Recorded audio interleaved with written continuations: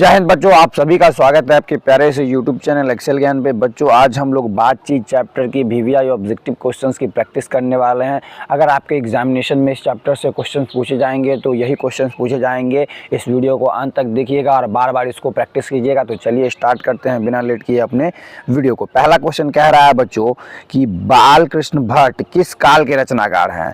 बालकृष्ण भट्ट किस काल के रचनाकार है, तो इसका राइट जवाब हो जाएगा आधुनिक काल के रचनाकार हैं। अगर पूछा जाए कि बालकृष्ण भट्ट किस युग के रचनाकार हैं, तो भारतेंदु युग के रचनाकार हैं। अगर पूछा जाए कि निबंध लेखन की दृष्टि से भारतेंदु युग कैसा था, तो उर्वर था। अगला क्वेश्चन कह रहा है बच्चों कि बालकृष्ण भट्ट की रचना बातचीत क्या है, तो आपको क्या लगा देना है इसमें, ललित निबंध, या फिर ऑप्शन में ललित निबंध ना रहेगा तो निबंध भी रह सकता है। अगला क्वेश्चन कह रहा है कि बातचीत शीर्षक निबंध के निबंधकार कौन है, तो आपको पता होना चाहिए कि बातचीत में आदमी क्या करता है, तो भट्ट, तो इसके लेखक कौन, बालकृष्ण भट्ट। अगला क्वेश्चन कह रहा है कि दमयंती स्वयंवर किस लेखक की रचना है, तो नल दमयंती या दमयंती स्वयंवर पूछे तो बालकृष्ण भट्ट की। लेकिन अगर संयोगिता स्वयंवर पूछे तो लाला श्रीनिवास दास की। अगला क्वेश्चन कह रहा है कि बालकृष्ण भट्ट के पिताजी का नाम क्या था, तो बेनी प्रसाद भट्ट, और पेशे से क्या थे, व्यापारी थे, और उनकी माताजी का नाम क्या था, पार्वती देवी। अगला क्वेश्चन कह रहा है कि बालकृष्ण भट्ट किस युग के रचनाकार हैं, तो बालकृष्ण भट्ट किस युग के रचनाकार हैं, भारतेंदु युग के रचनाकार हैं। अगला क्वेश्चन कह रहा है कि बातचीत शीर्षक निबंध के अनुसार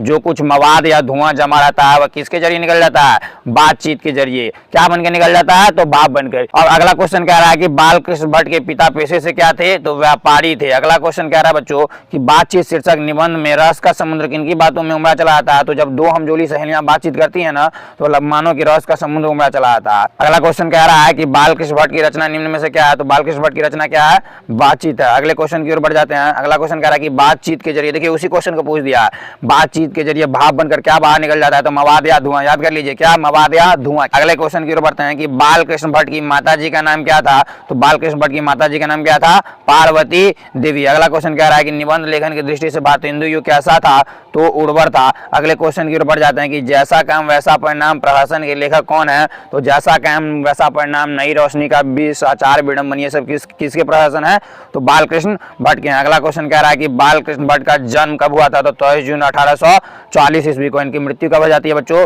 तो मृत्यु हो जाती है 20 जुलाई 1914 ईस्वी को। इनकी चाल कहां से कहां तक थी, तो बाल, इसको आप ऐसे याद रख सकते हैं, बाल की चाल कहां से कहां तक, तो बाल की चाल जून से लेकर के कहां तक बच्चों, जुलाई तक, जून से जुलाई तक। बातचीत में आदमी क्या करता है, भट्ट, इसीलिए इसके लेखक कौन है, बालकृष्ण भट्ट जी। चलिए अगले क्वेश्चन की ओर बढ़ जाते हैं। अगला क्वेश्चन कह रहा है कि बालकृष्ण भट्ट की रचना बातचीत क्या है, तो बालकृष्ण भट्ट की रचना बातचीत क्या है, ललित निबंध। बालकृष्ण भट्ट किस युग के निबंधकार हैं, तो भारतेंदु युग के निबंधकार है। अगर काल पूछा जाए तो आधुनिक काल के निबंधकार हैं। अगला क्वेश्चन कह रहा है कि मनुष्य की बातचीत का उत्तम तरीका क्या है, तो अवाक रहकर स्वयं से बातचीत करना है। अगला क्वेश्चन कह रहा है कि बालकृष्ण भट्ट किस काल के रचनाकार हैं, तो आधुनिक काल के रचनाकार हैं। मैंने अभी आपको बताया। बातचीत शीर्षक निबंध के निबंधकार कौन है, तो बातचीत शीर्षक निबंध के निबंधकार बालकृष्ण भट्ट है।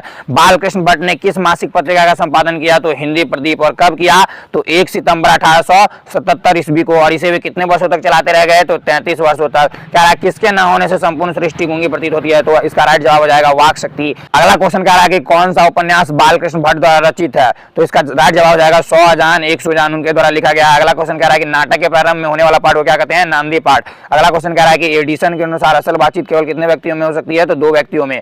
इसी में बेन जॉनसन का कहना था कि बोलने से ही मनुष्य के रूप में क्या होता है, साक्षात्कार होता है। अगला क्वेश्चन कह रहा है कि बालकृष्ण भट्ट का जन्म कब हुआ था, तो 23 जून 1840 ईस्वी में। और कहां हुआ था बच्चों, तो इलाहाबाद उत्तर प्रदेश में। पूछा जा सकता है कि बालकृष्ण भट्ट का निवास स्थान कहां है, तो इलाहाबाद उत्तर प्रदेश में। अगला क्वेश्चन कह रहा है कि संयोगिता स्वयंवर किनकी रचना है, तो लाला श्रीनिवास दास की। अगर नल दमयंती या दमयंती स्वयंवर पूछा जाए तो इसका राइट जवाब हो जाएगा बालकृष्ण भट्ट। अगले क्वेश्चन की ओर बढ़ जाते हैं। अगला क्वेश्चन कह रहा है कि संवाद में सबसे महत्वपूर्ण क्या है, तो आत्मीयता। अगले क्वेश्चन की ओर बढ़ जाते हैं। अगला क्वेश्चन कह रहा है कि बातचीत के माध्यम से बालकृष्ण भट्ट क्या बतलाना चाहते हैं, तो बातचीत की शैली। अगले क्वेश्चन की ओर बढ़ जाते हैं। भट्ट जी को अंग्रेजी साहित्य की एडिशन एस्टीन की श्रेणी में किसने रखा, तो आचार्य रामचंद्र शुक्ल ने। अगले क्वेश्चन की ओर बढ़ जाते हैं बच्चों। अगला क्वेश्चन कह रहा है कि रॉबिन्सन क्रूसो ने 16 वर्ष के उपरांत किसके मुख से एक बात सुनी, तो फ्राइडे के मुख से। ध्यान रखिएगा, किसने, रॉबिन्सन क्रूसो ने। कितने वर्ष के उपरांत, 16 वर्ष के उपरांत। अगला क्वेश्चन कह रहा है कि आर्ट ऑफ कन्वर्सेशन कहां के लोगों में सर्वाधिक है, तो आर्ट ऑफ कन्वर्सेशन का अर्थ हो गया बातचीत करने का हुनर। कहां के लोगों में ज्यादा पाया था, यूरोप के लोगों में ज्यादा पाया था। अगले क्वेश्चन की ओर बढ़ जाते हैं। कौन सी रचना बालकृष्ण भट्ट की है, तो रेल का विकट खेल किनकी रचना है, बालकृष्ण भट्ट की। अगला क्वेश्चन कह रहा है कि कौन सी रचना बालकृष्ण भट्ट की नहीं है, तो नूतन ब्रह्मचारी भी उनकी है, सौ जान एक सौ जान उनकी है, सद्भाव का अभाव ये सारा का सारा उनकी रचना है, लेकिन परीक्षा गुरु उनकी रचना नहीं है। अगले क्वेश्चन की ओर बढ़ जाते हैं। रॉबिन्सन क्रूसो को कब तक मनुष्य का मुख देखने को नहीं मिला? तो 16 साल तक बेचारा कुत्ता बिल्ली जंगली जानवर के बीच में रहा, और 16 साल के बाद फ्राइडे नाम के एगो आदमी के मुंह से पहली बात एगो बात सुना था, बातचीत से मन कैसा हो जाता है? तो बातचीत से मन, बतिया चितिया लेला से मन कैसा हो जाला? हल्का और स्वच्छ। अगला क्वेश्चन कह रहा है कि बोलने से ही मनुष्य के रूप का साक्षात्कार होता है। यह किसने कहा? Ben Jonson. अब असल बातचीत केवल दो व्यक्तियों के बीच में हो सकती है। यह किसने कहा? एडिसन ने। कौन सी रचना बालकृष्ण भट्ट द्वारा रचित नहीं है? तो मेघदूतम या फिर परीक्षा गुरु उनकी रचना नहीं है। बाकी जो ऑप्शन में दिख रहा है ये सारी की सारी इनकी है। असल बातचीत सिर्फ दो व्यक्तियों के बीच में हो सकती है। किसका मत है? बुआ थे एडिसन का। बालकृष्ण भट्ट का निवास स्थान कहाँ है? तो इलाहाबाद उत्तर प्रदेश में।